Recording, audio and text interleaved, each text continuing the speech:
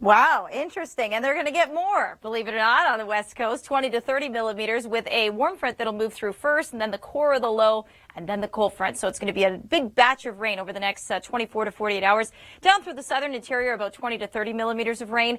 And then if we go to the snow story, Ontario not the only one getting snow, 4 to 8 centimeters through the better part of central Saskatchewan. And in the higher elevations, areas like Banff, easily 5 to 15 centimeters of snow. All right, now more on that Ontario story. Behind me, you're going to see the radar in just a second. Most of it tapering off in southwestern Ontario. Let's go live to Mark Robinson, our storm hunter.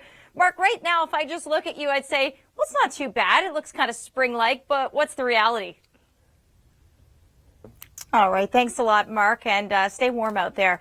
Well, as far as the snow is concerned, like he was just mentioning, we are looking at some squalls. By the time most of this activity reaches the GTA and through the Niagara region, it's sort of dissipating. You can see they're not really organized, but there are some heavy bands along the Lake Huron shoreline. So that adding to the ice, on the lakes. But as far as rainfall, there is another system making its way in by the weekend that will bring us some rainfall. Expect 8 to 12 centimeters through central Ontario today. Isn't that beautiful? Check out that Ferris wheel. All right, 16 degrees for your Wednesday. If you're traveling overseas, you'll see partly cloudy skies. Have a great trip.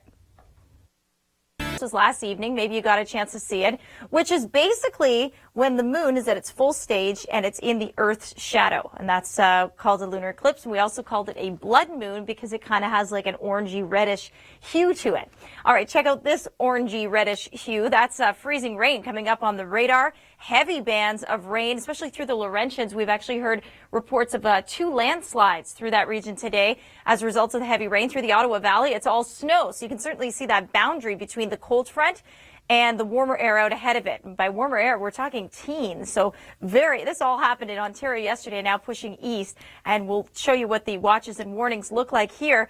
It's Quebec City to the west. It's pretty clear, but freezing rain is through La Tuque and Trois-Rivières. You don't have any freezing rain, but through the Gatineau region, you do have that potential. Pushing east, it's all about just straight rainfall. Now, as far as how much rain, 15 to 25 millimeters through Moncton is expected. Down through St. John, 25 to 35. This is why we have this warm front. So there's all that mild air that I was just showing you. And you can certainly see behind the front where the snow wants to set up. The model puts it there as well. Miramichi, you'll see that cold front move through overnight. Anywhere from Fredericton west will be straight snow. And then east of that will be the rain switching over to some mix potentially in some areas. When do we warm up again? We'll have those details in your Long Ranger. And it'll be a little bit chilly based on our current pattern, even in Chicago. 13 degrees, partly cloudy. Have a great trip. Well, not quite RV weather in Canada yet, but getting there, but not this week. You're looking at chilly temperatures, cold in the prairies, so maybe you're going down south. If you are, you're looking at cold conditions all the way down towards the east, and we're watching a developing low in and around the Four Corners states. Snow just north of there. Breezy conditions up through Montana. If you're crossing along the international border, maybe going out west. Fair conditions by Thursday, and temperatures start to rebound in much of eastern Canada as well. Have a nice trip.